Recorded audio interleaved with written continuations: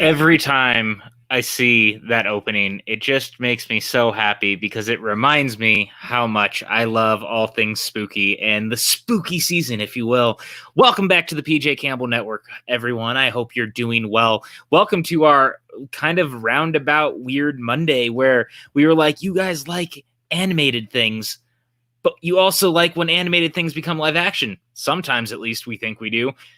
And so tonight we're doing a movie that means a lot to me. It means a lot to a lot of people.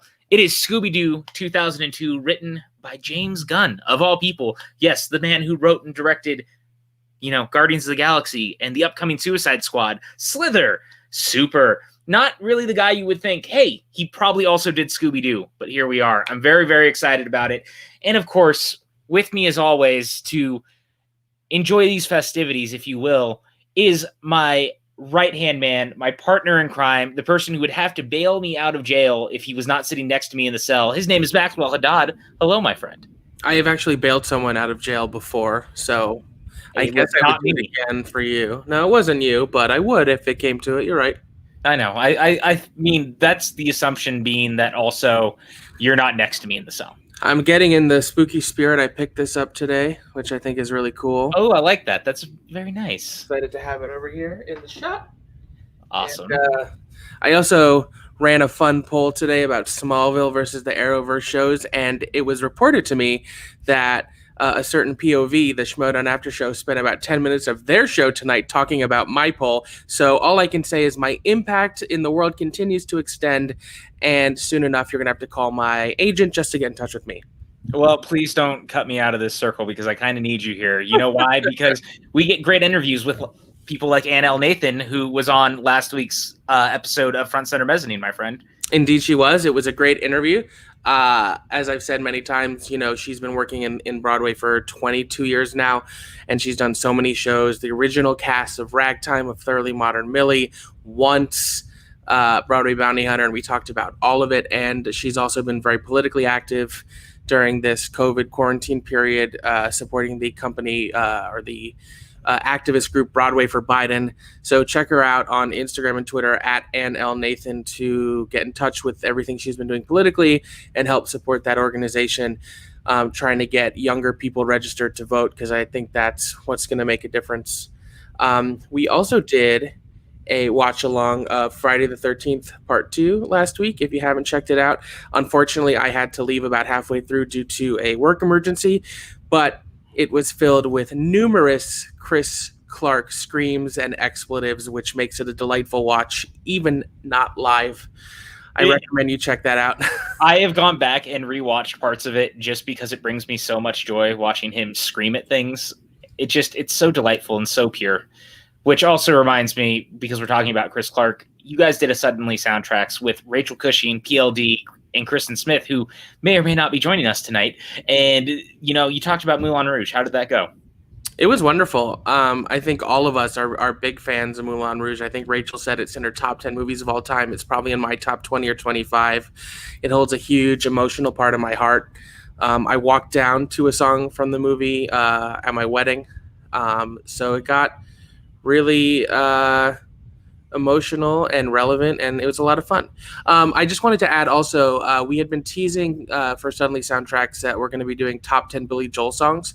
That has been put on the back burner for now. That is going to come up later in the year, but not this week. Next Wednesday, we are going to be doing our top 10 Beatles songs. Yes, I'm super excited about that. With a whole group of fun PJCN regulars coming to gush and wax poetic about John, Paul, George, and Ringo. So I hope you join us for that. Who's not a Beatles fan?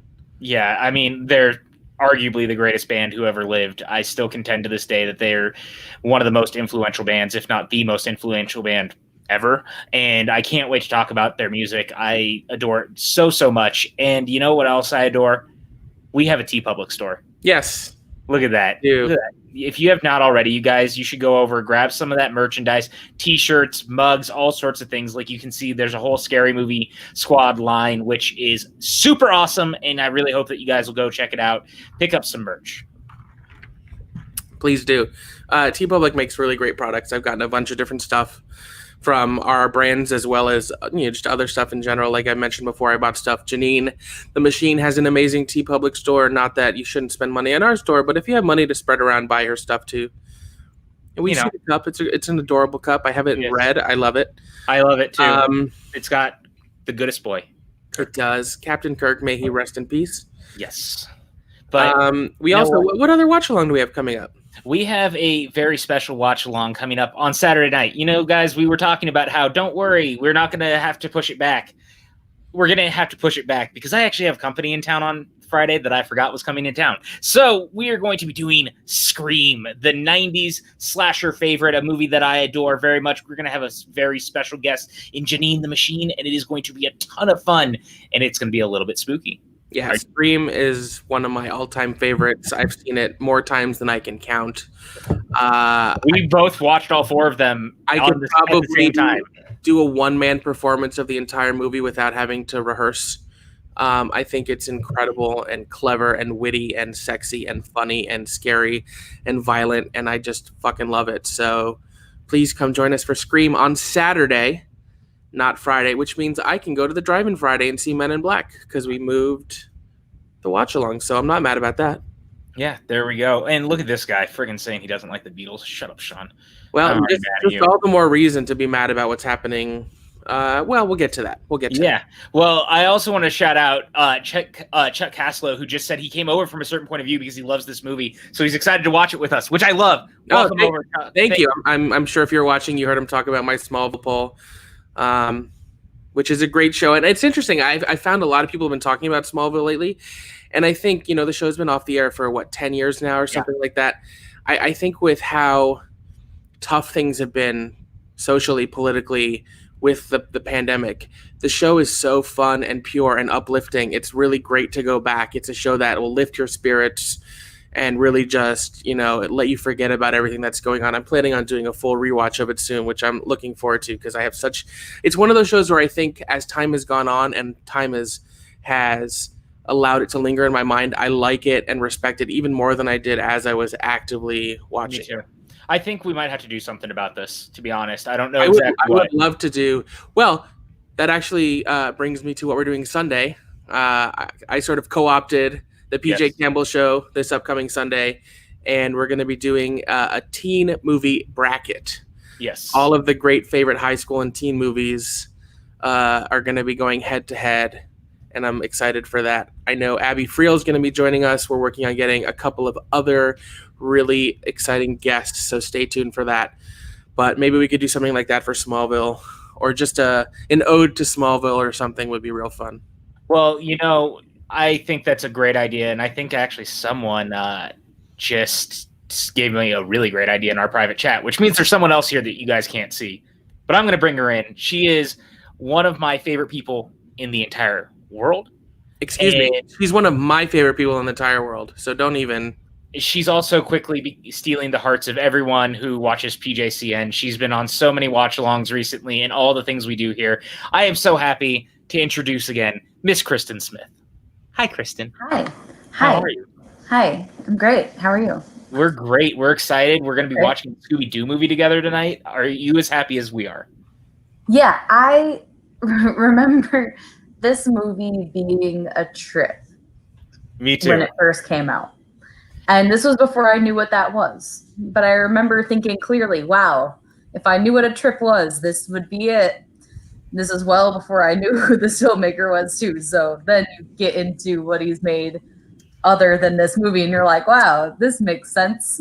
It absolutely does. And I'm super excited to talk about this because this is clearly the most reined in James Gunn's ever been on anything ever.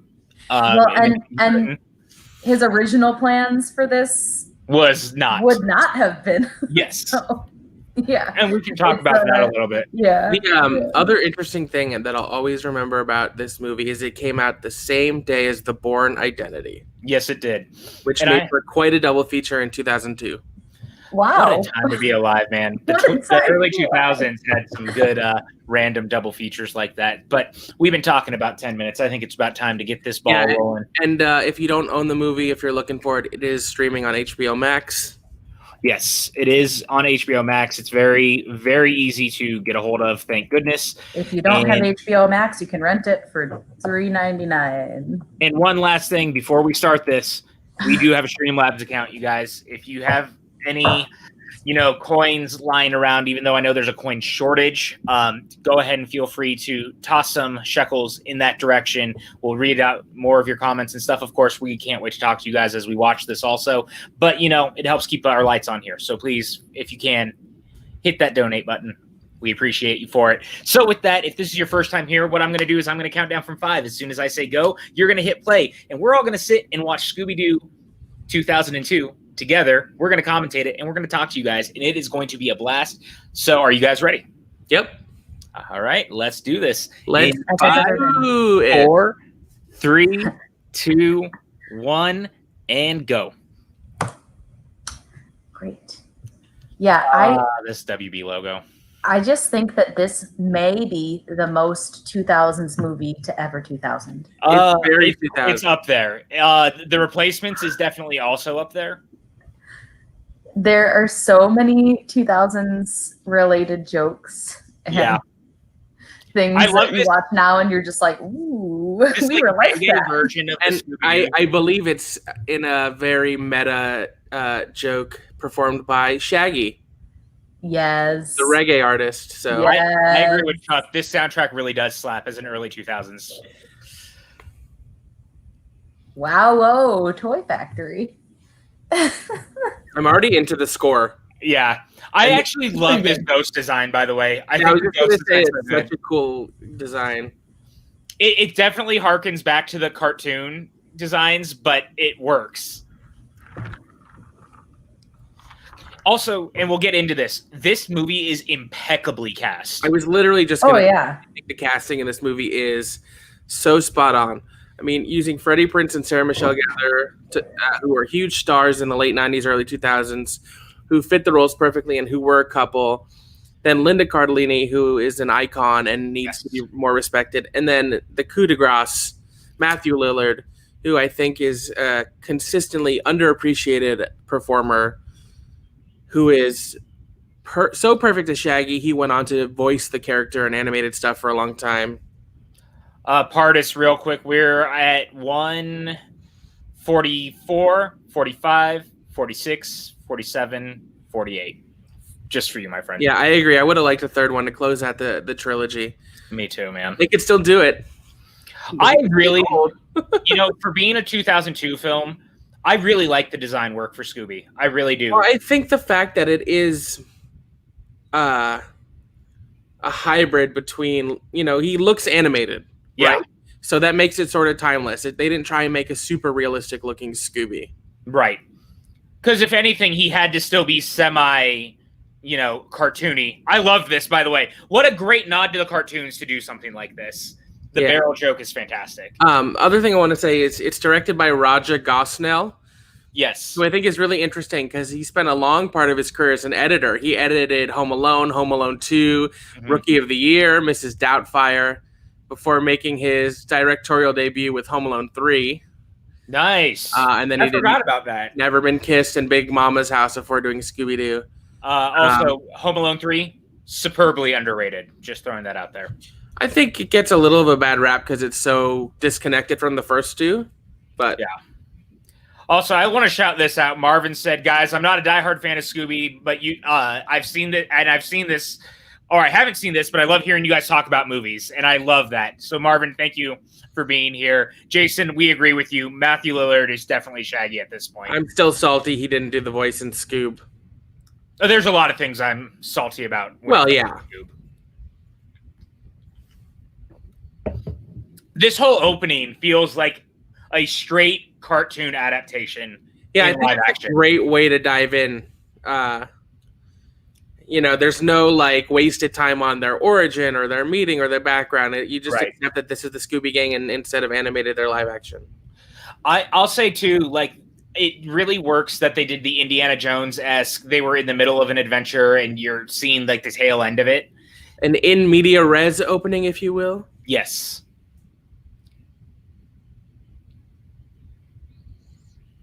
God, he's just so perfect as Shaggy. He really is. I'll never get over this casting, man. It just works. Look at the Mystery Machine. It looks so good. It really does.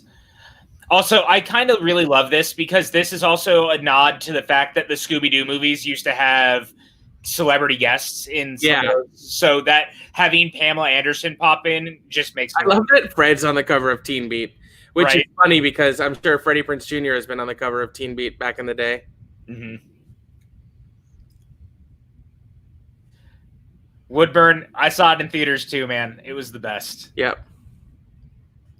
Yeah, this is what made me the most mad was that the cast didn't find out they weren't even going to be the animated cast until it was announced by THR. I thought that was such bullshit.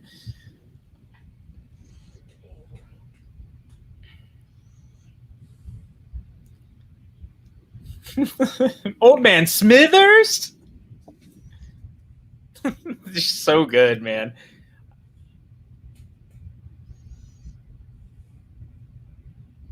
George Clooney in. Yeah. George Clooney in. Do you guys remember the very first teaser for this movie, by the way? When the WB released a teaser in 2001. I think you and Mike are like on the exact brain link right now. We are. Are we sure that you and Michael aren't the same person? No, I don't think we are.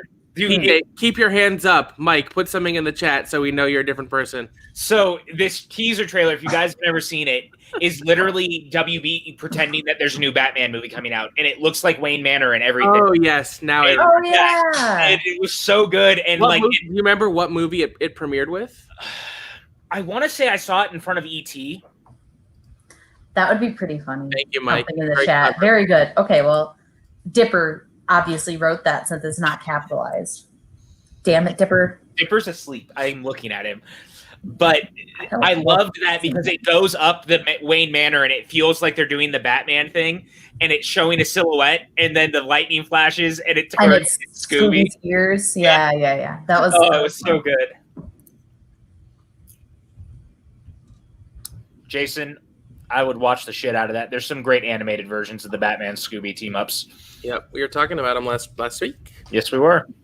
A banana split with pastrami. Yeah. And sweet and sour mustard sauce. Mm-hmm. I just also loved I was with you, Patty. I was just so excited when this was coming out, man. Like, I remember the hype around this. And it made quite a bit of money in the early 2000s, too, when it came out. Like, it was very successful. It was shot in Australia. And, in fact, there's a amusement park in Australia that had a ride for it based on this movie. It still has it. It still has it. Yeah. I'd love to go ride it. Me too. I also thought this was a very interesting twist to break the team up right away. Yeah. I mean, they did it in the last Scooby-Doo movie we watched as well. So it's funny how some of the best Scooby-Doo movies start with the team not being together. Right. In that one, though, it was a lot less that they were angry at each other, but this is like the team actually falling apart. Essentially, it would be like if we watched the first Avengers film and the team was supposed to be together, and they're like, well, fuck it, we're actually breaking them apart. Oh, crap. Yeah, like what happens in the MCU. Yeah, like Civil War. Yeah. Reefism, how can you hate bananas, my friend? I am allergic. Well, that's different. I understand that. I agree. I like them, though. As Vilma is one of my favorites from her, too. Yeah, I don't think there's any misses on the casting at all. No. Like, when you get to the side characters, I think everyone in this movie is just kind of perfect. Yeah. Yeah, I love this, too. Oh, why did the critics destroy this movie? Die-hard Scooby fans love it, so I guess... I think it's just a certain type of movie that just doesn't get... I don't want to... There are certain types of films that are, without having seen a frame, assumptions are made, and they live and die on those assumptions, I think. Sorry.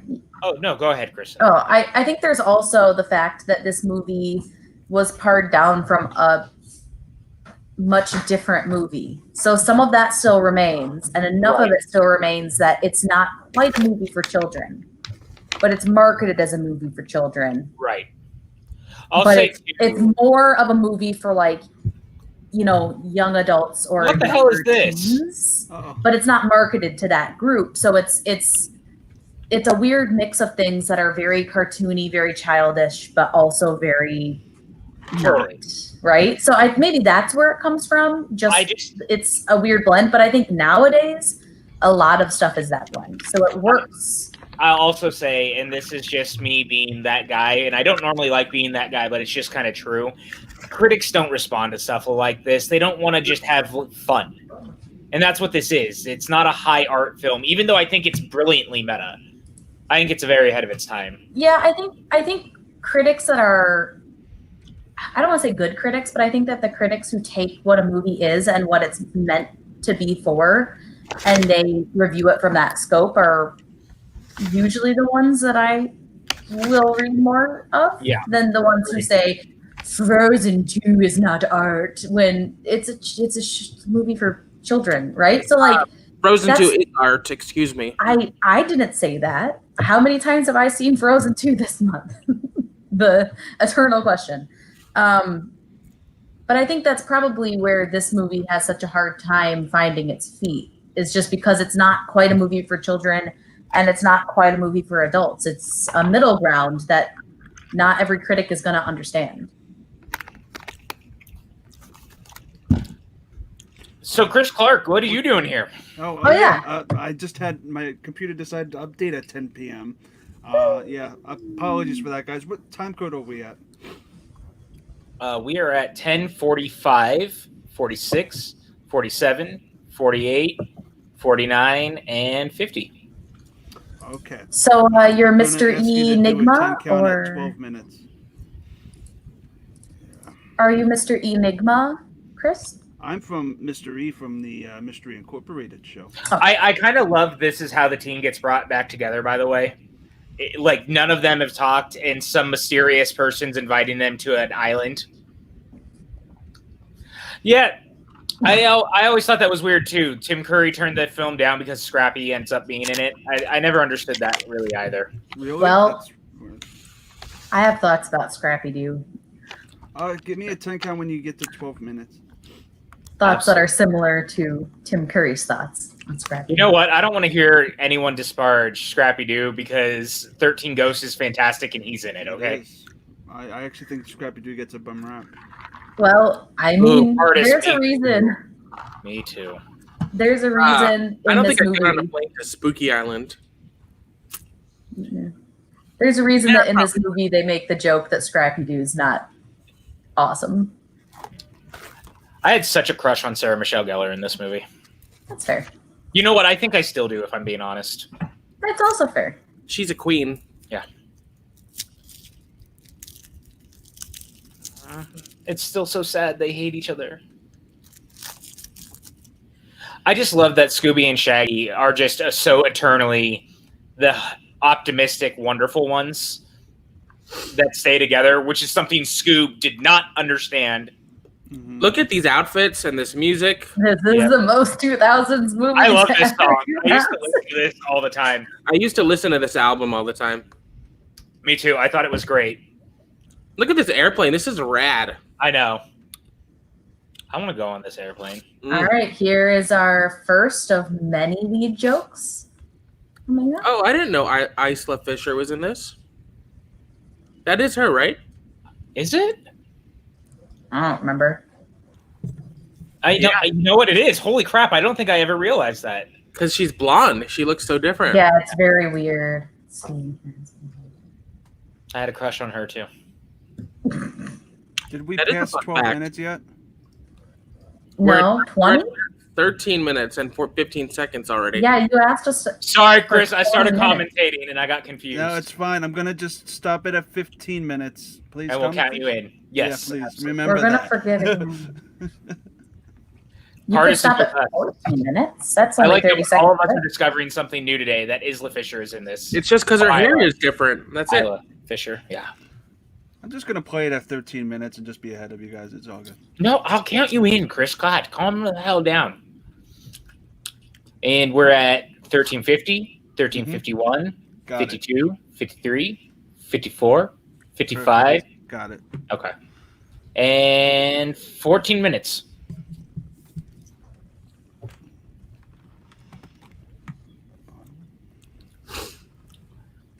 I love that they even say stuff like far out in this movie still, like keeping that 70s aesthetic that the series was in 60s aesthetic that it was born into.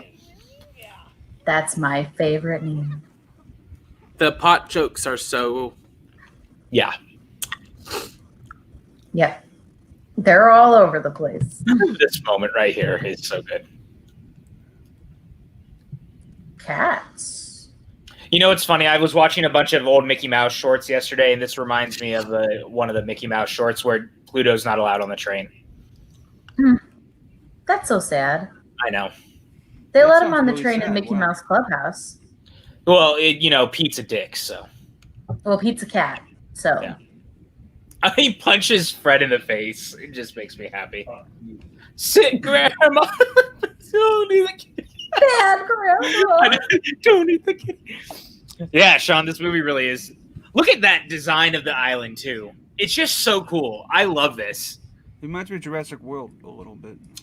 Yeah, and look, I think that Rowan Atkinson was like absolute inspired casting to be the guy who ran the island. Mm. Who was Tim Curry supposed to be? He was supposed to right? be Rowan Atkinson's character. Oh, okay. And he didn't want to do it because of Scrappy? Yeah, That's odd. that's the second time this week.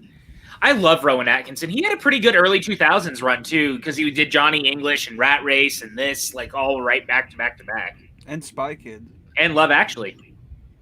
Oh, yeah. And he's Monk. No, that would be Tony Shalhoub.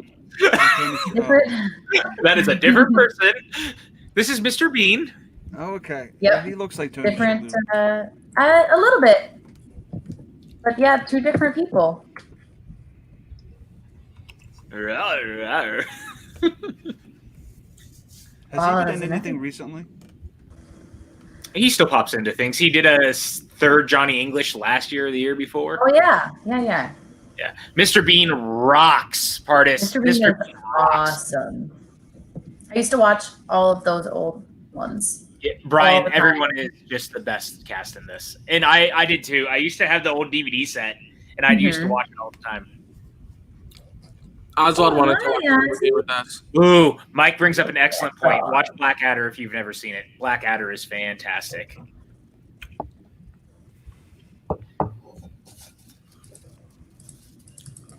That girl in the front creeps me out. She just looks so scary. Yeah, they did a good job with that extra. They were Yeah. like, which one of you has the creepiest look? You, right in the front of the line. Congratulations. She just looks so spooky. She looks very spooky. She's got big Karen energy going on. The fact that she's able to pick him Her up name and is throw Carol. him.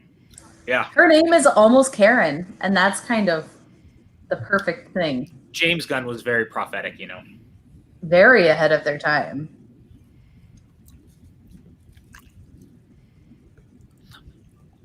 I kind of love that this is the mystery, by the way, is trying to let teenagers be teenagers.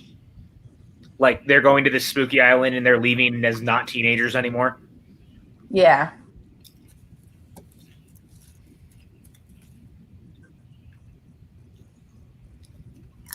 I want a Spookapalooza. Spookapalooza? Ruh-roh. Spookapalooza? That I love that design of the skeleton costume. No. Like, How much Tim after Burton is? after watching so much Tim Gunn movies and then coming back to this one, you really Gunn? see Tim all of Gunn? the stuff. Tim Gunn? Tim Gunn. No, okay. You know who I meant. Jeez. Well, I do love Tim Gunn. Make it work. Make it work. Make it work. You know what I mean. Yeah, James Gunn. You know what I mean. Patty, early models of I Karen. literally said just the first Gunn name that showed up in my I brain. like how colorful this is, and I like the production design and the costumes. Me too. I Yeah. love the music too. Also, you know what? Brian brings up he wants another live action Scooby-Doo. Would you guys be down for like a years later sequel with the same cast? Yes, very much so. Oh. I think Do you know anything of the information about what their third sequel was going to be? I've only heard bits and pieces. I've never really heard a lot, though. You know what my favorite part about this movie is? What part? Tim Gunn. He's my favorite part. Fashion icon Tim Gunn? Fashion icon Tim Gunn. My favorite part. That's not Tim Gunn right there. Oh, Jared, that's awesome. He said, stopping by to say, I love the fact that y'all are watching this, and Soup's sad I had to miss it. Shall be watching later, and yes, I want that sequel. Jared, thank you for stopping by. Enjoy this later when you come back, all right, man? And Marvin asks, what is Freddie Prinze Jr.'s best movie? Ooh. That is a good question. One to which I have to think about the answer because I he love hasn't this. been in a lot of movies lately. The way he hits her head. I don't know what my favorite Freddie Prinze Jr. movie is. I mean, it might be this if I'm being honest, just because I love it so much. I think there's three that I consider this. I Know You Did Last Summer and She's All That. She's All That's a great choice. Yeah. He was But in my Kim favorite Possible Freddie and Prinze Stitch Jr. role is Kanan Jarrus. Yes. Kane and Jarrus, man. So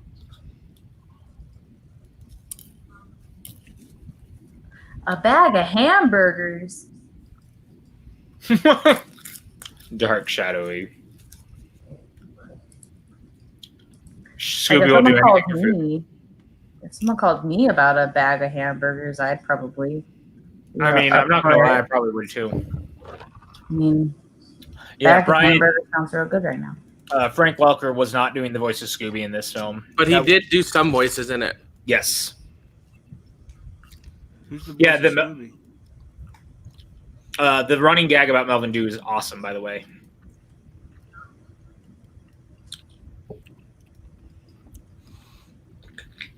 Although this I guy, love jokes like that. the So guy who good. does Scooby-Doo in the Scott Innes Mhm. was Scooby-Doo from like 99 to 2002.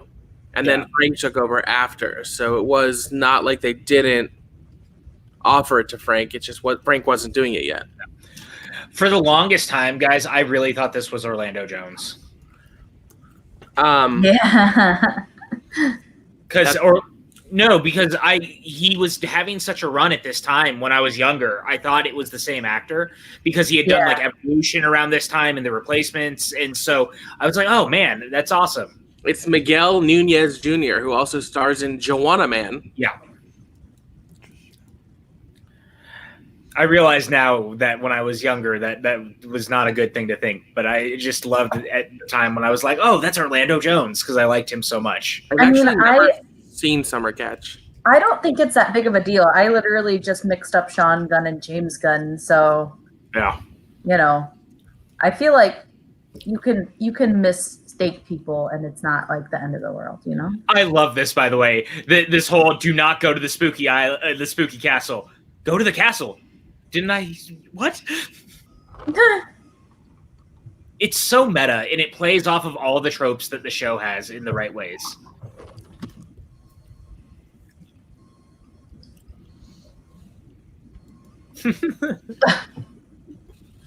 The leaps of logic are just perfect. He's like, what? What in the world? This is one of those times where he's probably thinking like white people. Yeah. He's like, yeah, we're weird. You know what? In Gunn's original, it probably said that, by the way. Like, it was probably like, white girls. Yeah. No, honestly, like, we're weird. Hardest I miss Michelle Gellar in movies, too. Yeah, okay. that's So can we talk about real quick that the creature design in this, someone at Warner Brothers literally looked at the Gremlins and was like, what if we made the Gremlins like 6 feet tall and the villain in the Scooby-Doo movie? Yeah, we put them in one of those like stretcher things. Yeah. One of those torture devices and just like pull them like taffy. Because it's so clearly like a Gremlins-esque design.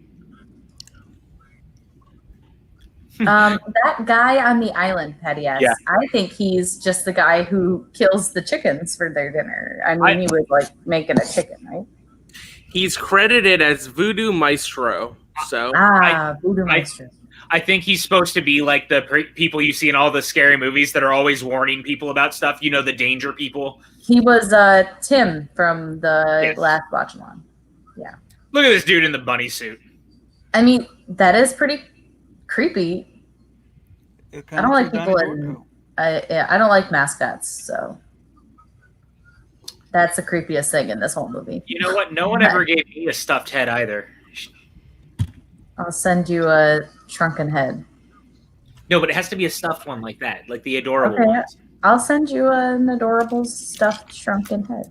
I'll send you a package. Yeah. Okay. It'll get to you tomorrow. You know, Max brought this up earlier, but I just love the designs in this. It feels like an animated movie at times. Like the castle stuff looks fantastic. Scooby. I mean, the budget was $84 million, so they spent a lot of money.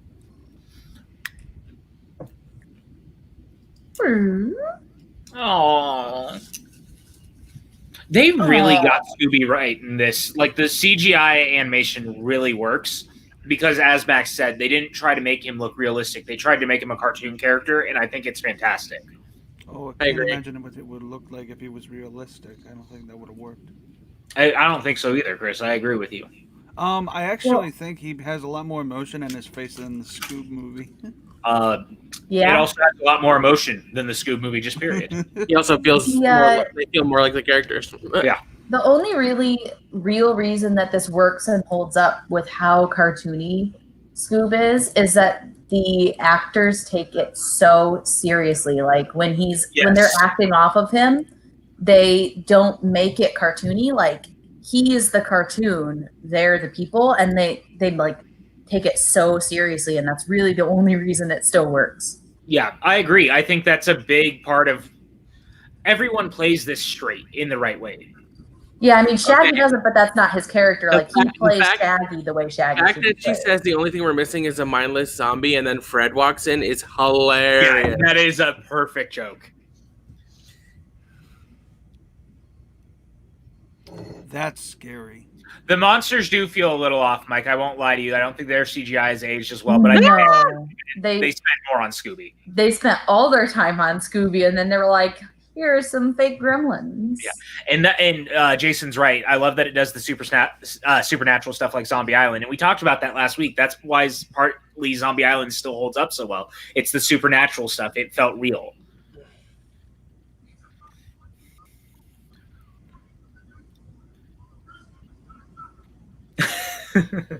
Also, I know I mentioned this last week, but I love that Velma is now canonically queer. Mm-hmm.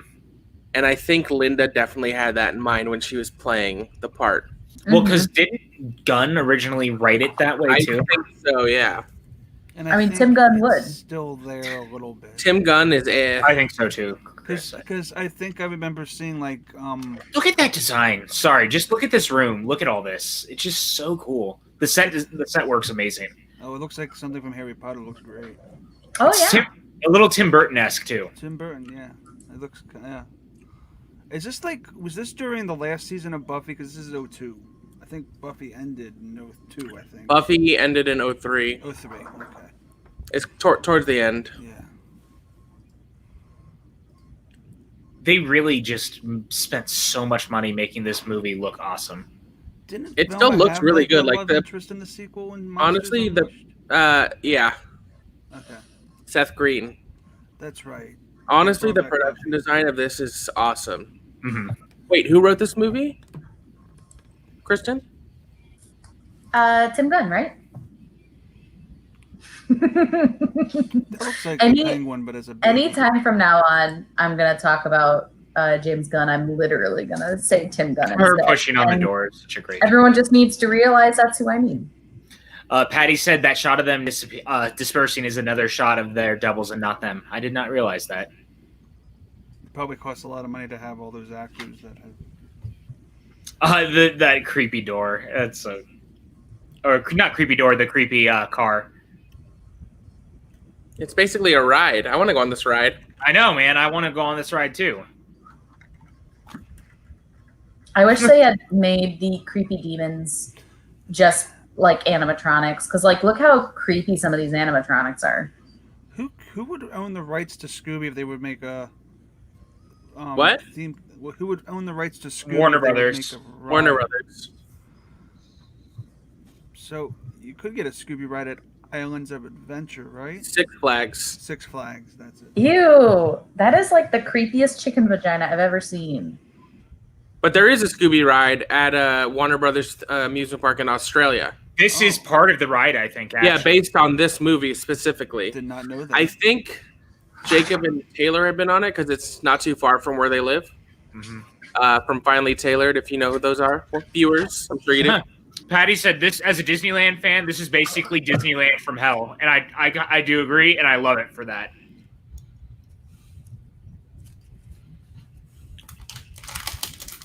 Those sausages look extremely appetizing.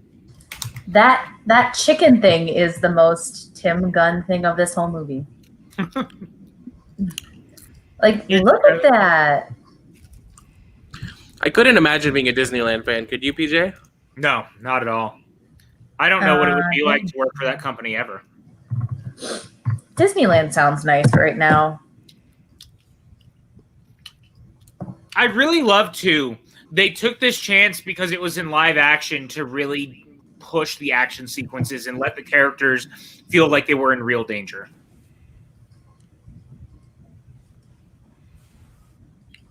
I think there's something really cool about that because even in the cartoons, as much as I might like them, I never feel like they're in real danger unless it's Zombie Island. There's definitely a little bit more stakes. Yeah. Hot dogs too. And I don't mean filet mignon. Nicely done. Oh.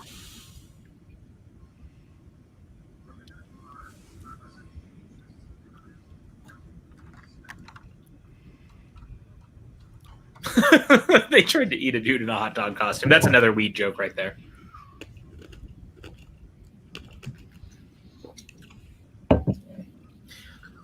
Ooh. Someone's watching them.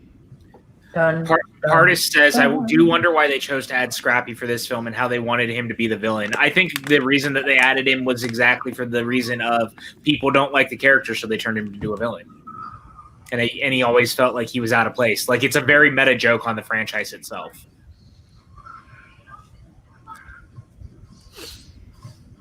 I don't know if I'm the only one who feels that way, but, you know. I think you're a very inside joke, yeah. Yeah. Because Scrappy is one of those tropes where you add the character in during a season when the ratings, it's the Batgirl effect from the 60s Batman show. And he gets a bum rap from that, but honestly, a lot of his stuff isn't that bad. Especially 13 Ghosts and the Booze School. Yeah. This whole video is hilarious. That's how teens talk to each other. Yeah, for sure. Definitely.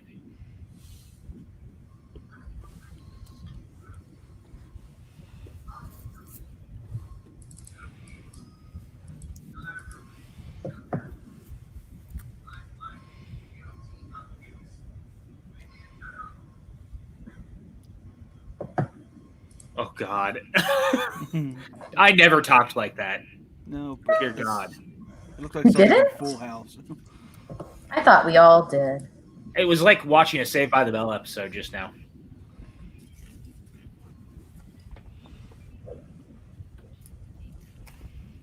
Speaking of boxes, Mike, I don't know what you're talking about. There's nothing box-y at all here.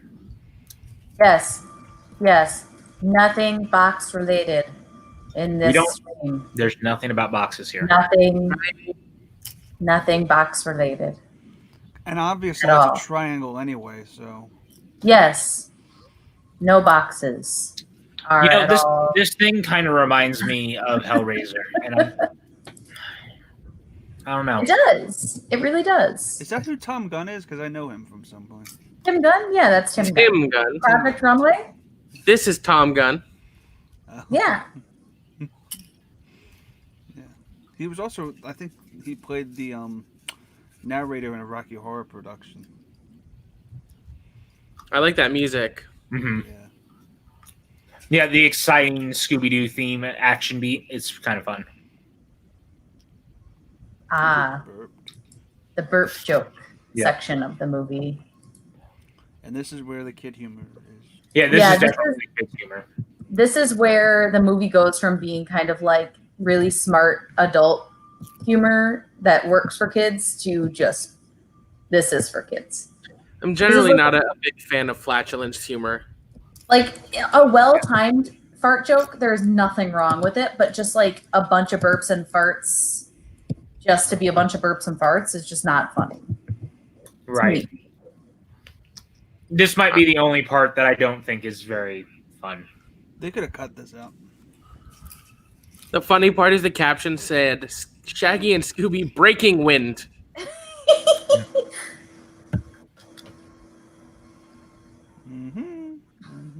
Can't imagine how weird that was to shoot. He definitely just shit his pants. He did. He shot it. He legitimately did.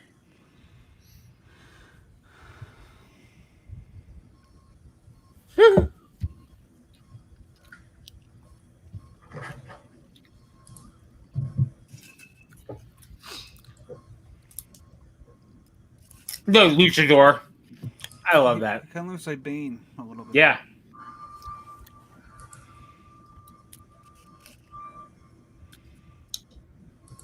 Yeah, I don't disagree with Mike at all. I think we all agree that this is our least favorite part of the movie. I see everyone in the chat saying it. I also saw Jason Ritter said that he actually had a work video like the one that they just showed. That's hilarious. If you ever watched the 1985, there's a 30-minute thing of Pizza Hut, like introducing Pizza Hut to their employers. I was watching that. That's essentially what it was like. Yes, more breaking wind. Yeah. But that one had fire, so it was a little bit better. Yeah, if that had been the only one, it might have been okay, but because it had just followed like 7 minutes of farts. I agree with you that, yeah. Boom. I do give big points for the Kylie Minogue song. Yeah, we stand. We do. Kylie. Is this a set or is this like a place? Because this looks cool. I think it's a set. Yeah. Because it's a really probably set. Artist is right. Sarah Michelle Gellar is going to be in the Master of the Universe show that Kevin Smith's doing for Netflix. She's doing one of the voice roles. We have a latecomer, ladies and gentlemen, and I apologize in advance of anything he may say. Oh, God. Who came? Why are you here? Ruby Dooby Roo! Everybody. We are at 3707, 3708, 09. I was at 3802. Okay. So you close. You realize that we started this almost an hour ago, right? Yeah, but listen, when we're talking about cinematic masterpieces, and I know I haven't seen The Godfather Part 2 or Goodfellas or, Casablanca, but when we're talking about Scooby-Doo, I gotta put in my 2 cents, PJ. Like, this is like, the holy grail to me in my childhood. You and I agree on that, actually. Oh, that's Mike, with the jokes. Mike, we're on good terms, Mike. We're on good terms, Mike. I appreciate Mike K and his humor, actually. So also, this is amazing. They have this like big, beautiful moment of the evil villain, and he starts playing the piano.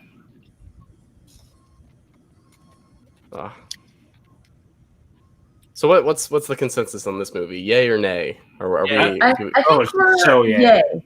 Yeah, I think we're yay minus the farts. Do you like this movie? Oh yeah, I love this movie. Okay. This is. What do you think about the farts? I think you have a spectrum. So you got to have like a low point to compare from, and like it reaches the highest of highs, but you got to have a fart joke in there every now and again, so you appreciate the good humor. It's also that made me laugh as a kid, and I missed it this time, but it probably would make me laugh as an adult. Okay, Wow. can we talk about this flashback sequence and how great it is having this song playing over it? Brilliant, having the Beach Boys.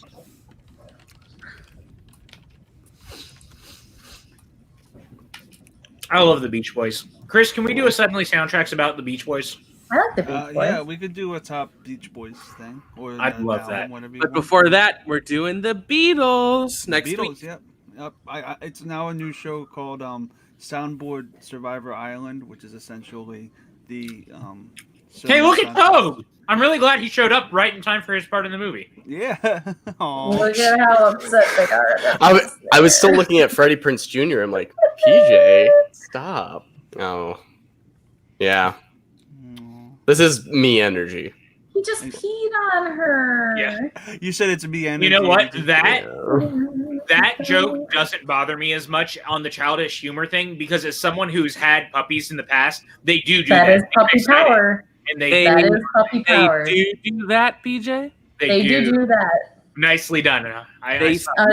Small children also do that. The throat? Did Scrappy just say throat? Yes.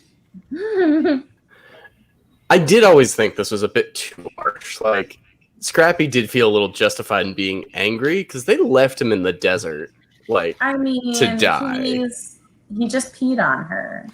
Yeah, he's kind of annoying. Yeah, He's not even really a puppy. I left my friend at a Wendy's once. That's fair. Yeah, but there's food at a Wendy's. This is like... He's not a puppy. He can survive. It's a gremlin again. Yeah, I kind of wish that flashback didn't happen in the film because it kind of takes away from this twist at the end.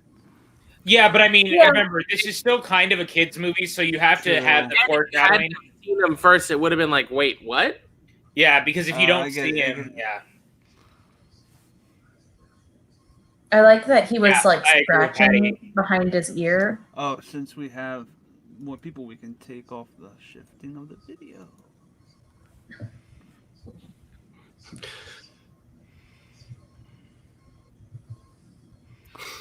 This is such a great moment, and this is such a Gunn thing. Yeah, having the hero does look do the monologue. That was a straight up Gunn moment to be like the hero's giving this great monologue about how this stuff isn't real, only to get attacked by the monster and try to run away.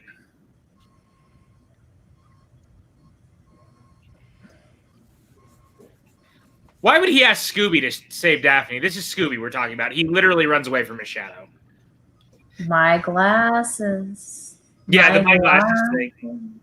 That's a great addition. Yeah, well, it's also straight out of the glasses. That's a cartoon thing for sure too. Yeah. Linda Cardellini, like, what a career.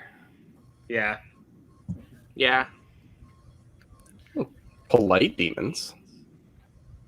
Gremlins, sir. Gremlins. Sorry. Might be. Excuse me, I've seen Gremlins. They're pretty green and tiny. Ew. How was the monster effect? Yeah, Mary Jane over here really vaulting over that bar. Yeah. Did James Gunn write the second one? Yes. No, Tim Gunn. Oh, that's All right. Monsters, make it work. He wasn't here for the whole first one. Oh, I'm guessing there's been a history. Yeah. It's okay. You know who should have been in this movie, though, you guys? And I'm really sad he's not. Donald Pleasance really should have been in this movie. Donald Pleasance. Yeah. We do stand. I have the first movie and the second movie in a really nice box set. Yes.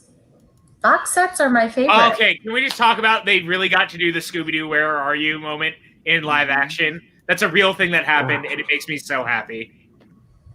And I actually really like this song and think it fits well. Yeah. Who is this playing this? Is this Baha Men? And the sound effects. Because it sounds like Baha Men. It is the Baha Men. Oh, okay. I know my Baha. The Baha Men are a little 2000s, I'm not going to lie to you. I made the statement at the top of the movie, and I will stick with it that this is the most 2000s movie. You know, Jason, you bring up that they have that Powerpuff Girl line, and now CW's doing a live-action Powerpuff Girl. Yeah. You know, it may not feel like it ages well, but, you know, with them coming back, you never know. No, that doesn't look good. I mean, he was as cute as the Powerpuff Girls, as he says. Sean, nobody asked you about boxes. Stop it. I agree with Patty. He did deliver that line perfectly.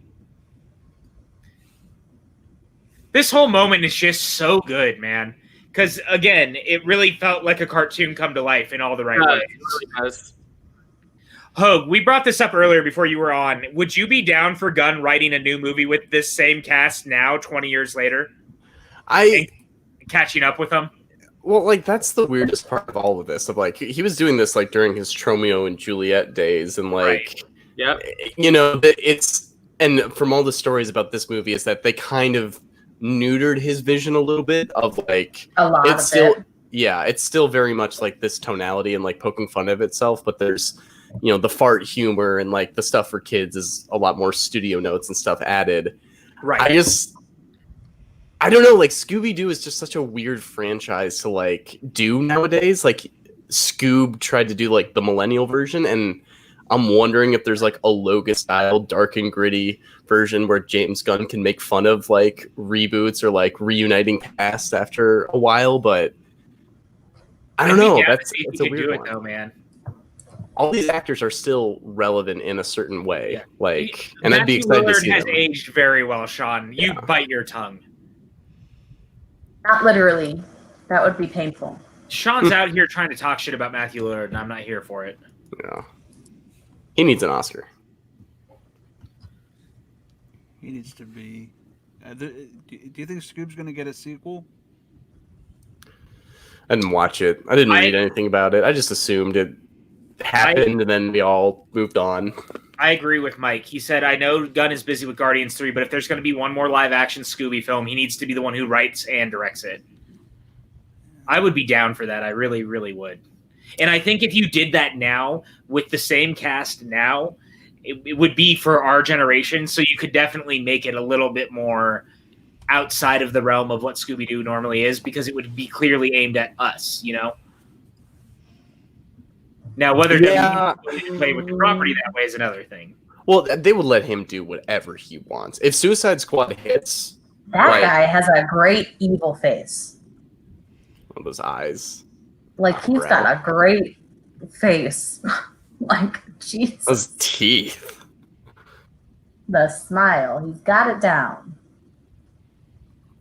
So if your like eyebrows can cast shadows further onto your forehead, you know that like you were made. You're going to be a bad guy. Yeah, pretty much. Yeah. If you can do that weird smile where your mouth goes like way up here, but the bottom part of your mouth stays down here. Like, you got it. Sean, get with it. Get with it, Sean. Wait, is Sean really not understanding that this whole time we've been like, we want them to be in this because we want it to be a 20 years later? It is. The Logan of Scooby-Doo movies. Oh my god. Oh. Is there anything more early 2000s than Sugar Ray? No. Oh my god. You know, I forgot Sugar Ray existed until this very moment. He was on Celebrity Smash Big Brother. Mouth.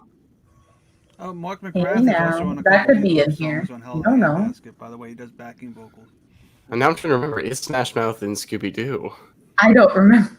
It feels like it should be. It should be like at the end they sing like All Star and beat up the bad guys instead of the Scooby-Doo theme. Mike, yeah, 100%. Of course we Look are. at Sean. those Of course we are. frosted tips. Yeah, this is very Like 2000s. Jesus. Looks like Matt Dillon. It kind of does, actually. I won't lie. And then he's got the evil eyes. I want to hide that dude if you're trying to be. This is so hilarious to me. inconspicuous. Fred's entire demeanor right here as the bro guy is hilarious. Kind of like him and She's All That. Yeah. Doug and Keeping it real. Oh God, make it stop. We lived through this. I know. The 2000s were hard on all of us, you guys. This was the most epic movie of my childhood, and it's very interesting to relive it in this moment. It still holds up, though, man. That's the thing. It really does. Define holds up. I don't know, man. I have a soft spot for it. Yeah. I mean, I'm are we enjoying enjoying ourselves? Yes. So I think that holds up is fine. Why is Fred in a bad mood?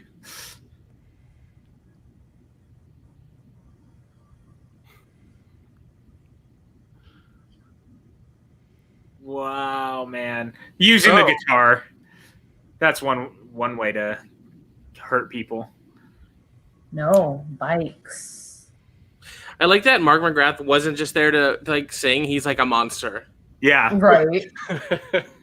What a way to be like, so Sugar Ray, we really don't care and they're actually evil, right?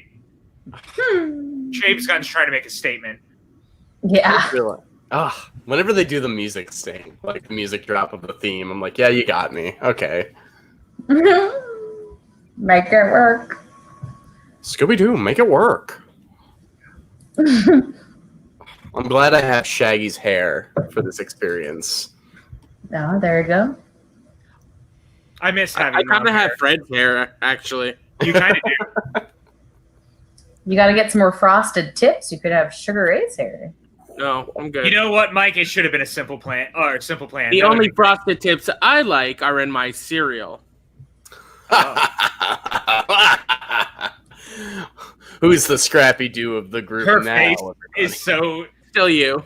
Oh God, that CGI is not great. That's the scariest thing of this movie. That was the scariest. Yeah. In more ways than one, that is the scariest thing in this movie. Terrifying. It's like Men in Black. The sugar water. I rewatched that last night. That movie is still incredible. If I go to the drive-through Friday, that's what I would be seeing. That thing looks like something from Beetlejuice. The drive-in. Drive-through is fast food. It's different. Drive-through. They're showing. You know what, Chris? This whole movie has a Beetlejuice aesthetic, doesn't it? A little bit. Imagine if Michael Keaton was the main villain. Imagine a Tim Burton live-action Scooby-Doo film. I would watch that. Probably better than Alice in Wonderland. Whoa. Their mom eats cat poop? There's no world where there's a bad or worse movie than the Alice in Wonderland that Tim Burton directed. Oh, I thought you were about to say you liked it. The second Alice in Wonderland exists. No, I said directed by Tim Burton. Like I think it's his worst movie. Oh, okay. I thought you were going to say just that movie in general. I'm like, No. The second one exists still. I never It's not saw very it. good. I never saw it. I Very don't think it's his worst movie. Really interesting. What's your least favorite now? I'm curious. Tim Burton? Yeah. Because it really is. Because for me, for whatever reason, Alice. I think his Planet of the Apes is worse. Ooh, yeah, that's not. I like it. That's not a bad call. The only reason I would say I like Apes a little more is at least I think the makeup and stuff is awesome, and I think on a level it looks better. The sets too. Yeah, like Alice feels like a movie that is supposed to ape a Tim Burton film, and not made by Tim Burton, which feels weird. Like it feels like someone trying to do a Tim Burton movie who's not Tim Burton. What about his Dark Shadows movie? I like it more than Alice, not by a lot, but I do. I never really saw that one. I will say that I think Returns, Big Fish, and Sleepy Hollow are his three best. Oh, Big yeah. Fish. I love Big Fish. You want to hear something crazy? I think his Charlie and the Chocolate Factory is way better than Willy Wonka, and I think it's actually one of his best. I like it. PJ, it was great to disagree. be on this channel with you. Yeah. I really respect your opinion. Yeah. All right, everybody. I'm we're gonna have back. to disagree.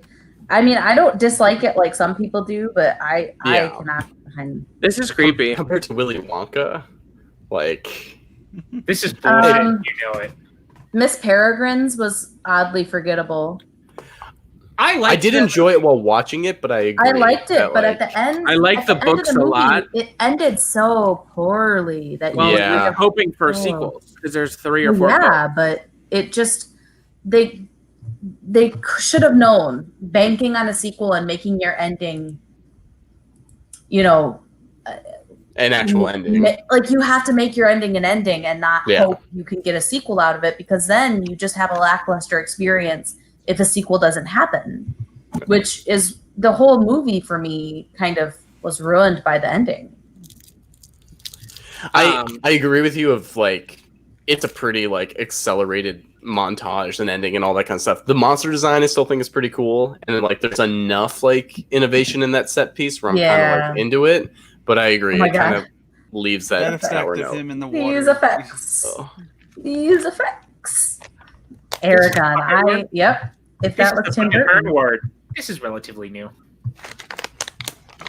These Charlie and the effects Chocolate look good, though, Factory in freaking 2002. slaps. No. I don't dislike it, but I also don't agree. Yeah, I don't dislike it either. But compared to Willy Wonka, PJ, you're crazy. Someone had to say it. And Patty agrees with me. Did they have to say it? Yeah.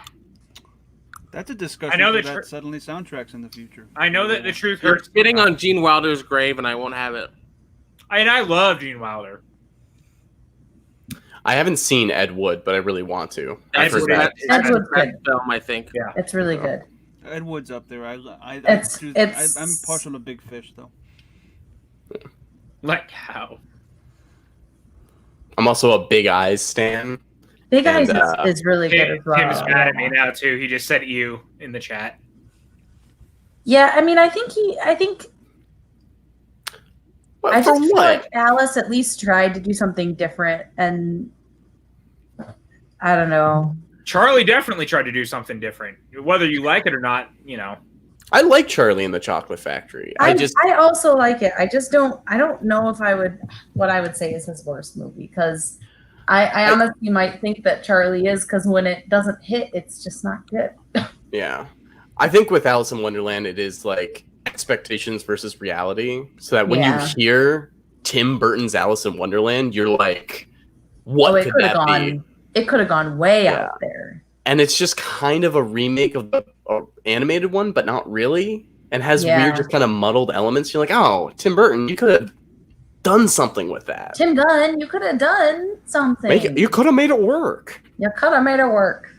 All right, ladies. This whole sequence is kind of hilarious, where they start having to play each other. They change bodies. Yeah. They change spirits. I don't. Although it is a little weird that they have their voices. Yeah. I do appreciate this body switching kind of thing. Like one of the best episodes of Gravity Falls has that too. Like, This reminds me of the Jumanji sequel. A little bit, yeah. A little bit, yeah. I also just want to say that every member of this cast is stunning. Agreed. So this is where it goes fully in the adult area. We had the way too far into the kid area with all the farts, and then we go way too far into the adult area with this certain role or a certain joke. That you can look at you. No, I get it. Yeah. Like it's just like a little too far. I love Freddie Prinze Jr. trying to be Sarah Michelle Gellar, and it makes me laugh, even down to the walk. Were they together at this time, or is this how they got together? They were already together, because I think that they met before this, didn't they? Well, they would have met on I Know What You Did Last Summer. Right. I think that's when they got together, wasn't it? Fred keeps touching me. It's just a little uncomfortable. And they might be the most successful couple in Hollywood. Like they're still together. They have their kids. They're up there. Yeah, they're up there. I know that Rhea Perlman and Danny DeVito were together for like 40 years too. Why am I wearing a dress? Mm-hmm. I just love them all playing each other. I think that they're having so much fun, and it's so good. Matthew Lillard as Freddie Prinze Jr. Yeah. This must have been a fun shoot. What's wrong with you?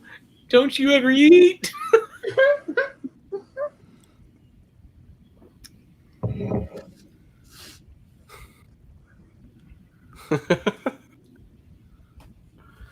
I just think that the body swapping stuff is just so good, man. It is really great. They nailed the scene, absolutely. Chris Taylor said Ed Wood is one of Depp's best performances. Yes, absolutely. Yes, I think we can all agree on that. I don't And think Martin there's Landau question. in that film is one of my favorite performances ever. Yeah. He Dude, does- Bill Murray is fantastic in that movie, too. Mhm. Sweeney Todd is also one of my favorite Tim Burton movies. That's what got me into musicals. Interesting. That's interesting. I know it's a weird adaptation, and it helps for it to be kind of my introduction because I love the stage show and how comedic and how different that is. But the movie always hits for me, and I think it really is underrated compared to a lot of his movies. Jason's right. This is pure Tim Gunn weirdness right now, you guys. And I Yeah. have a hard time arguing with that.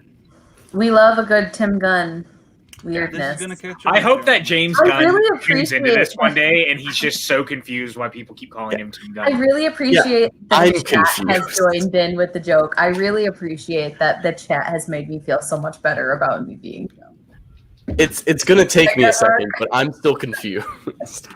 I said something like how weird it is that if you have seen other types of James Gunn movies Mhm. But she said and then Tim watch this, how weird it is. But I said Tim Gunn, and I didn't even think that I said the wrong name until Pat was like Tim Gunn. I'm like, oh damn, I said We're Tim. jumping on that one. Yep. I don't like it when Scooby is in peril. I don't either. It makes me No, sad. who likes that? No one. The bad Yeah, guys like that. I That's suppose. weird. The music right here is so great. It's very gothic. It kind of reminds me of the old Vincent Price movies. Mm-hmm. Scuba! Rowan Look at this Atkinson's office. hair. Like, look at this.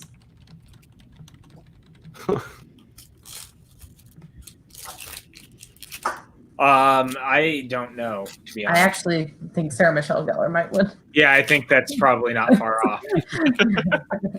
I think Freddie is along for the ride when he shows up for matches. I feel like he's just there. I to think have there's a fun. reason he hasn't performed again, to be honest. Yeah, yeah. I love when he was on stuff. Me too. I just think he was there to have fun. There's nothing wrong with that. Chris Taylor said Mr. Bean is the sexiest one in this movie. His hair His hair is great. Wow. It's beautiful. It looks like Tony Shalhoub's normal hair. Which Yeah, is I don't why like Chris that. said he was Tony Shalhoub. Yeah, that Chris thought it was Tony Shalhoub when we started. He was like, "That's Monk." Yeah, I mistook it. I thought it was Tony Shalhoub. Everyone's just getting everyone confused. A with rap Right. fart? Yeah. They had a missed opportunity to have Mr. Bean do a fart joke because Beans calls farts and stuff. Oh. Chris, that's why we got you here. Yeah, right? That's- For that Why very wouldn't you? interesting commentary. Oh. Wonderful. Man, Matthew Lillard had to live with that goatee for probably half a year while making this movie. I think it might be fake. Back in the day, goatees were very popular. It's true. 2003. Yeah, I'm pretty sure my dad had a goatee 2002, around that Pat. time. And Freddie Prinze Jr. had to live with that hair. Excuse you. Yeah, Max has Oh, that you- hair currently. Most people actually, most of these might be wigs because that's what they do in the industry. They make it wigs, so that could be a wig on him. I don't Yeah. Make know it if that's real or not. wigs. And Max, yours looks well blended. Freddie Prinze Jr. looks like he dipped his head in bleach and forgot about it. He might have. You don't know. Well, It's that's true, kinda and I natural for really Fred. hope that is true. Let's get jinky with it. Oh my god. No. This does make me remember how much I did watch Scooby-Doo the cartoon as a kid, and how much of these moments and catchphrases hit for me. You forgot, we watched Zombie Island last week, and we were all talking about that, all of our phases of how much Scooby we watched back then. And what's interesting now is that the newer movies are all taking all the stuff we grew up on, and they're turning it all into one continuity. So all the new movies are sequels to the previous movies and tying everything together in a continuity of their own, which has been kind of This is a different continuity, though. I think it's its own little thing. well. This one's definitely its own thing. Because it does, I know in the sequel it brings back Creeper and stuff from the old episodes, but I don't think it has a through line. But it's why it's like I was just kind of. I'm not upset about Scoob. Like I haven't seen it, and I bet it's like a fun time and it's like No, an it's enjoyable not. ride. It's not. As a huge Scooby-Doo head, Yeah. it's a freaking travesty.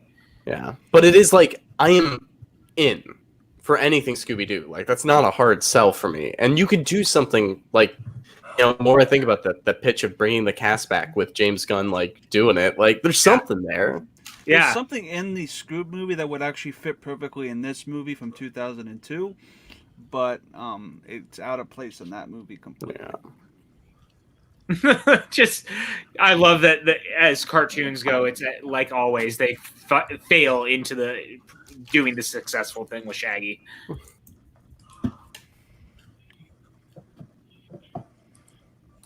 But yeah, I was really disappointed with Scoob, and I know there's a lot of people who like it, so each their own. But I stayed up, I waited to watch it. I was super excited for it. I had loved the trailers, and after the first 10 minutes, I hated the movie. I will say though that in this movie, a cameo by Simon Cowell would have worked. No, stop it, stop it, Chris. No, seriously, Hogue. Scoob actually hinges on Simon Cowell jokes for like a good portion of the movie. That doesn't surprise me. Like the trailer just was like pop culture references and stuff. I'm like, oh, you don't need to do this for a Scooby-Doo movie. Malcolm, Chris is making a joke. He's not actually thinking Simon Cowell should be in this. I have to. No, I was joking. Yeah. But it would be more relevant because this is 2002. Yeah, it would have been more relevant. I agree with that. And I mean, I'm glad that you like the movie, and I think that you think it's a fun time, but like... Who does? Malcolm, apparently. Oh. But I just think as someone who grew up with the character, like it totally trashes the entire franchise in all the wrong ways. And it's not even the crossover stuff that bothers me. Some of the crossover stuff, some of the better parts of the movie. It's that it fundamentally misunderstands both Scooby and Shaggy's relationship, and it fundamentally misunderstands the Mystery Inc. game. I don't even care about any of that. I just thought it was poorly written and painfully unfunny. Well, that's also true. Patty says, I started doing the dance. I look at my computer screen and Kristen's doing it too. Anything for you, Patty. Rowan's face right there when he rolls his eyes at Freddie Prinze Jr. is such a mood, and we need a gif of that immediately. That's fair. I agree with Mike. There are far better Hanna-Barbera crossovers. I say even with HBO Max, I wouldn't necessarily, have people watch it. My favorite one is from childhood is the Yogi Bear Casper crossover at the house, the holiday hour with all this.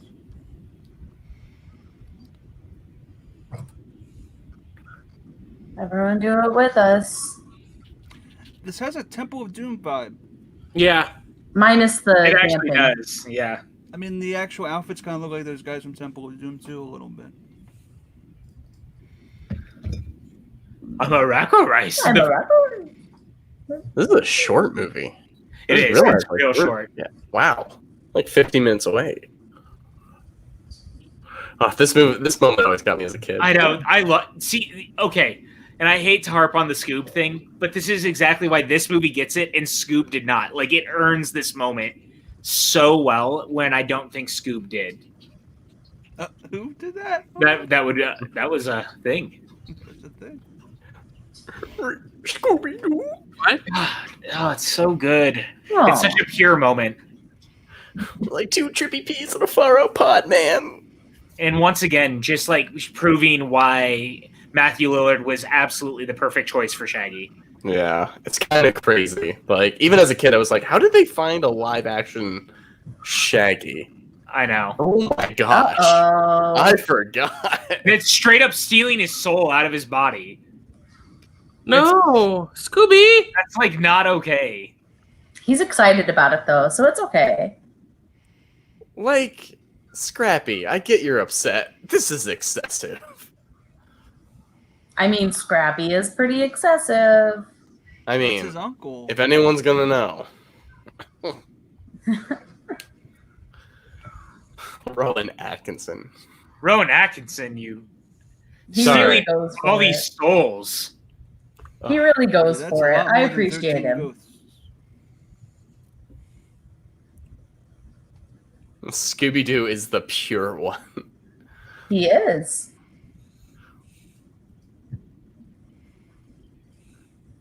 Oh. And it is like, you know, this is kind of crazy and like existential, but like Scooby-Doo would go that far with like their mysteries. Like it would like deal with ghosts and hierarchies and ancestry.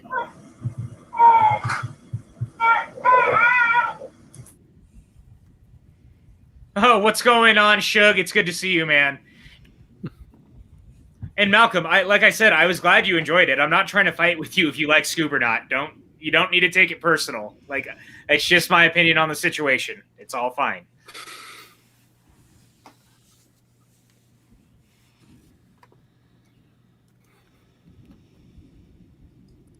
Ow. It's a hot pyramid. The Scrappy fight is also pure Tim Gunn. I really appreciate that the chat has helped me with this. This thing, I'm flashing back to those Bill and Ted robots with the masks on them. That was disturbing.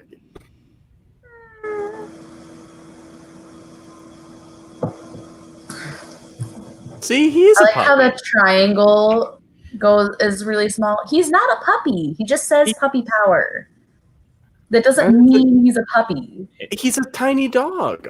But no, but they also said that he had like a, what was it? He's not even really a puppy. He had a growth hormone disorder or something. Yeah, he's not really a puppy. It makes all of his like I just peed on someone and all that like awful. I'm just saying He's just a continent dog. Hashtag Scrappy has a point. Hashtag Scrappy is not a puppy. This freaked me out as a kid. That was Thank you. Yeah. that face he has, oh god. Oh my gosh, their ribs are broken. Melvin Dew is my favorite. Daphne's fight, I remember like always got me fist pumping as a kid. Well, yeah. And it, you know, Sarah had all that training from Buffy that she got to show off here too. Yeah.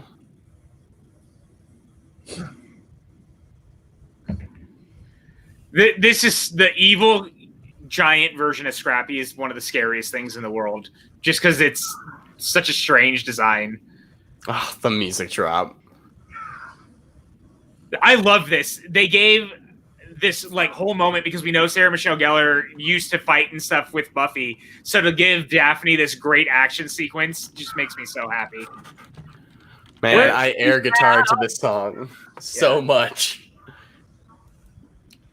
Oh, that I didn't know, Patty. She said her stunt double in this was her Buffy stunt double as well. That's dope. This is MXPX. Talk about 2000s. Yeah, Oh I my love god. it. I haven't listened to MXPX in ages. I saw MXPX at Warped Tour. Come on now. I saw MXPX in like 2006. Yeah. When they were on tour with Reliant K. Ow. Oh. And Rufio. Whatever happened to them? That moment. Ew. Okay. That CGI snot was not pleasant looking. Well, Shaggy fell into the depths of hell. Yep. That sounds about right. Ooh. Jeez. Uh-oh. Uh-oh. Mary Jane, why do you have to be so ungroovy? All the weed jokes, too. Well, also, the spirits are literally green. Like, they're making people high, which I think is hilarious. Like, but the whole, like, and I missed it, like, the RV of them cooking on the beach, and you see the smoke coming through, and you're like, yeah, I see a movie. Yeah. No.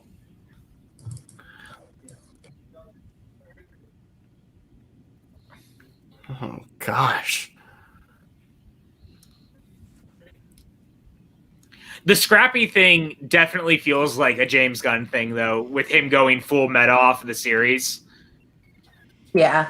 Like, I don't think that was a studio choice. I think that was 100% a James Gunn choice. Oh, that's cool.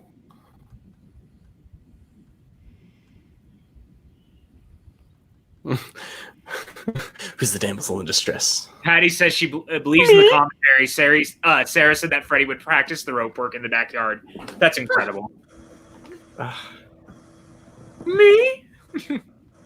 What a great moment right here. This always looked painful to me. Him landing on the spiked bowl. Ah. Oh, that was 100% just harpooning that dude in the back. Yeah. Yeah. Like, after this, there's an investigation into that man's murder.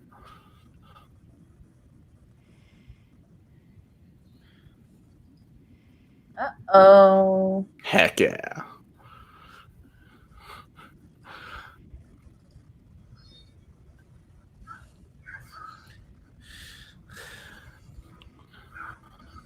James Gunn had to write, and the shining crystal disco ball explodes the spooky gremlins as Shaggy rips the soul out of Scrappy-Doo.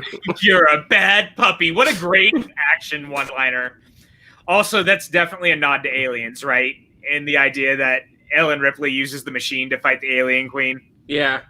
Oh, The skull. fact that the last thing to shrink is his head is the scariest. Yeah. Creepy. So those souls went back to their bodies, but Yes.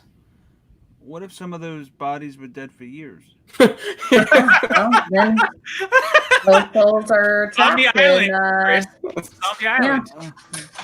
Hi, Ash. So they're like in the ground, buried. Oh God, that's horrible. Yeah. The other I'm sorry I brought question this is down. Crap. the souls, when it was just the 4 of them that had their souls put back, went through that big switcheroo thing. How long did it take for everyone's souls to get back in the right body when it was like 100 of these people? Let's just say it's going to be one hell of a weekend. Yeah, Like- and that is also something to think about. All those souls that return to their bodies off the island they're going to parts of the world where it's also nighttime. Yeah. See, this is how I imagine Rowan Atkinson normally looks, and he's like, "Hey, Rowan, you got to roll," and he's like, "Oh, just give me like a day. I got to prep." Yeah. Oh, let me come out of my bunker. 1 second. Chris with the joke, I wouldn't have broken my back if it weren't for those darn kids. Great job, Chris Taylor.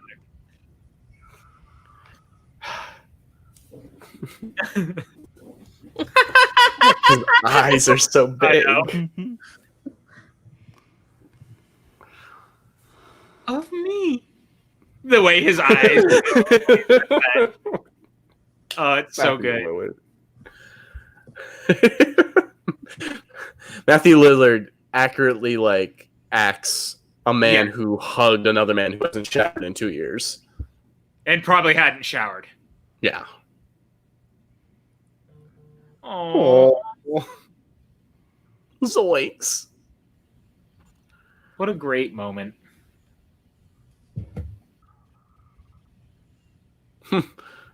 You're welcome.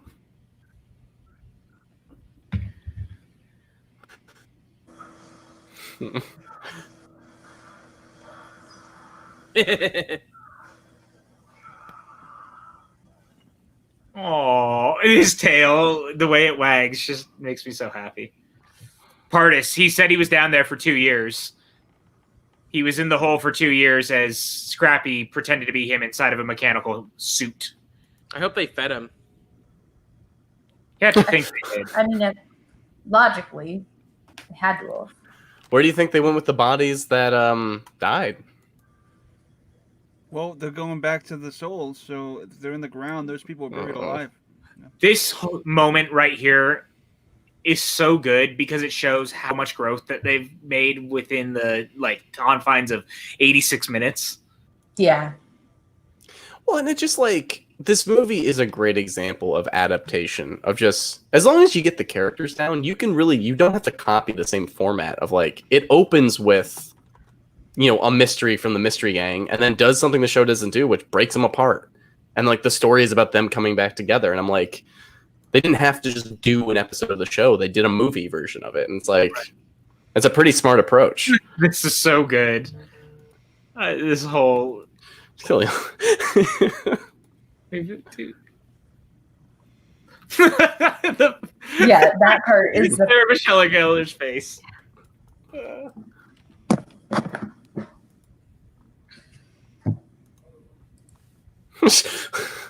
Shaggy grabs the fist. I know. Whatever the case.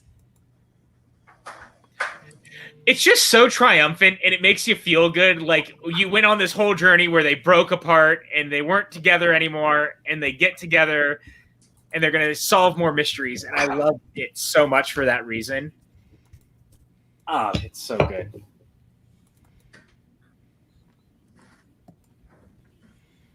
Oh, I I remember wanting a pepper after this movie and then trying one, realizing, oh. I love that the peppers are in both of the movies we watched, like the hot pepper gag. Yeah. Matthew Lillard's so good in the face. Like, the way he's acting it.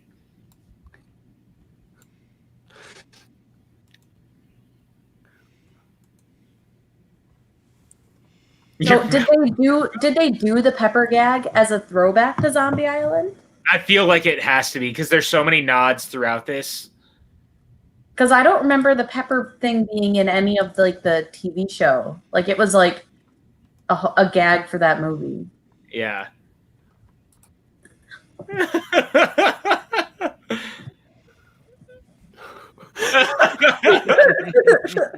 Oh, Scoob.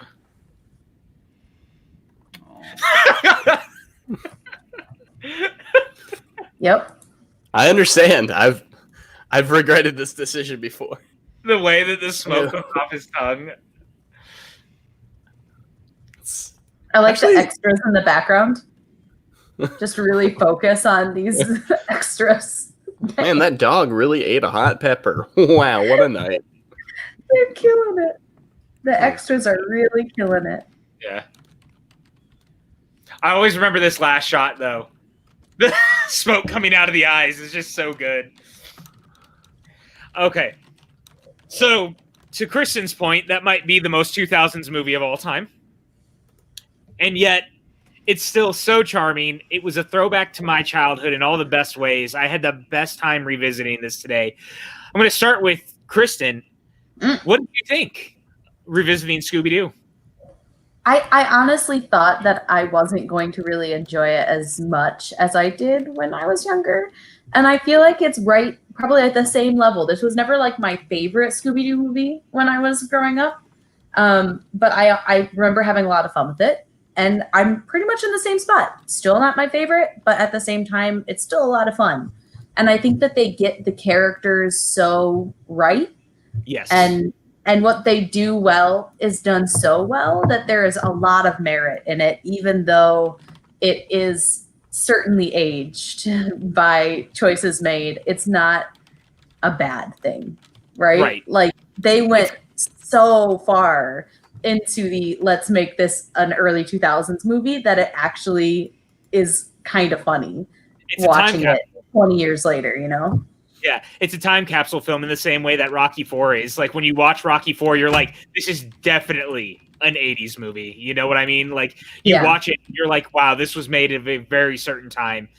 I don't disagree with that, Jake. I really love this movie, and I do think that you make a great point. And it's kind of what we hit on all throughout the night is it really just gets the characters right, and that's why the movie succeeds in any capacity that it does, because the characters just are the ones that we all knew. Chris Clark, what were your thoughts? This is a fun movie. Like, I get it does get a bum rap. It does have a 40% on Rotten Tomatoes, and I don't see why. It's really fun. It's really, really fun. It brings back a lot of nostalgia. Yes, it's very 2002, but it has great characters and it's a great adaptation. Obviously, there are better Scooby-Doo movies, and I think Mystery Incorporated, the show, just has a better story, but I think this is just enjoyable, and it's always a pleasure to watch, and I can't wait to go back into this universe. Yeah, man, I love it so much, and I'm glad that we've spent 2 weeks now on Scooby-Doo, really diving into these characters and having a good time and catching them in very different time periods and things like that. It's really made it kind of fun and special. Pat Hogue, you were late, but you really came in. You were excited. You were like, man, I love this movie as much as you guys do. It's my childhood. Didn't live up to your wild and crazy, ambitious mind of what you remembered. That's, I don't know. It's a tough one. I've been kind of grappling with it the whole time, but I think kind of what Kristen said of like, it goes so far in the direction of absurdity. It kind of comes out on the other end. Like it really it's so self-aware, but in two very different ways of like, it has that James Gunn, like, I know what this is and I'm kind of making fun of it, but I'm still going to make it entertaining while still kind of being a studio movie. But like, Scooby-Doo translates well to like a family film, so even all the studio notes of like, yeah, fart jokes or snot stuff. Thank you, Rowan.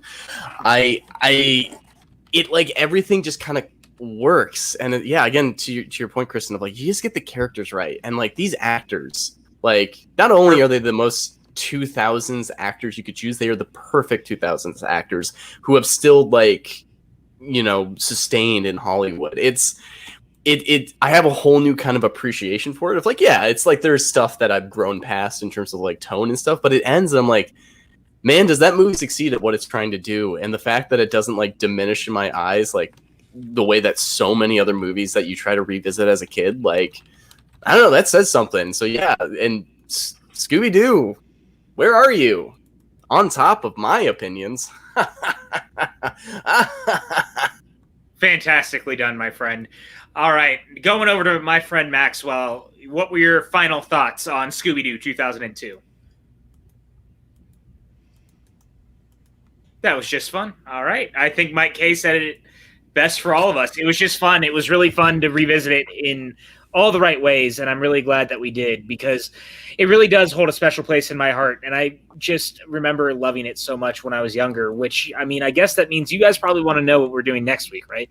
What's next Monday? What do you guys think next Monday is going to be? Okay, or jump the gun before I even get there. Jump the Tim gun. I can't wait to watch Monsters Unleashed next. Yes, we are doing Scooby-Doo 2, Monsters Unleashed. That'll be next Monday night, doing our watch-alongs. Once again, kind of bucking the animated trend, but we're doing it. We're going to come back to this universe one last time to hang out with these characters. It should be a lot of fun. And, of course, as we said, Saturday night, we are going to be doing our watch-along of Scream. Yes, we are doing another Saturday night watch along. We had to push it back. I have company in town on Friday, so I won't be able to do it. And is there anything else that we have to promote? I think check out Front Center Mezzanine if you haven't watched the episode already. It was really good. And similar. Oh, hold on one second. Oh, what's going on? I got a text message, and there's someone who just. I'm going to bring someone in who just texted me and asked to be brought in. Why? Oh, I'm doing a little drum roll because I think this. I'm going to remove PJ because he doesn't want any part of this, and I'm going to bring in our very special guest, Mr. Sean Sullivan. Oh, hey Max, thanks for taking my call. Oh, you're welcome, Sean. My pleasure. Yeah, it was definitely a call, not a text message.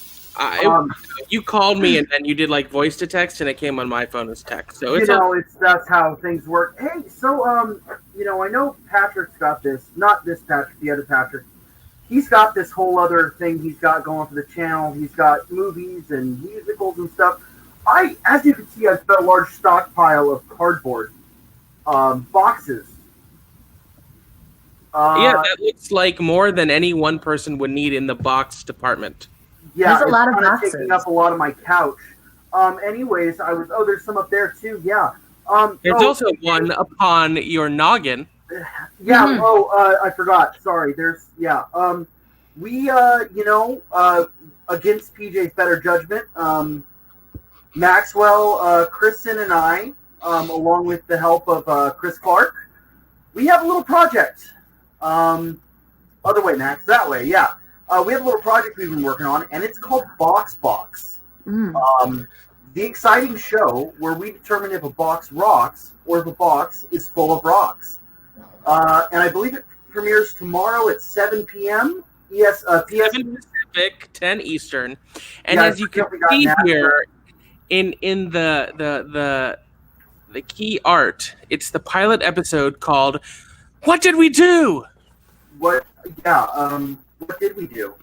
What didn't we do? If you want to know what we did, you're going to have to tune in tomorrow, Tuesday, September 15th, 2020, only on the PJ Campbell Network, 7 p.m. Pacific Time, 10 p.m. Eastern. And I am just delighting in how Hogue, who is one of the esteemed members of the network, has no idea what's going on. I go from Tim Gunn to this. Hogue, for your knowledge, I'll give you a few of the reviews we've received. Yes. We have received some reviews because we did send out some screeners. Test audience, yeah. From Tim Franco, he simply said it was transcendent. He did. Okay, transcendent. PJ Campbell said, "What the expletive? This is not airing on my channel." To which I responded, as the VP of the channel, I am usurping you and we're gonna air it. Yes. And then this is my favorite review from Frank the Truth Janish, or as we like to call him, Windchill. I must admit, I didn't expect to watch the whole thing. And then I did. Honestly, it was really great. The editing was on point, Chris. It added a whole different layer of brilliant. Sean, Kristen, and Max, you're a great trio that works together wonderful. Seriously, I can't believe how good this was. And look, kids, his nickname is The Truth, so that's what it is.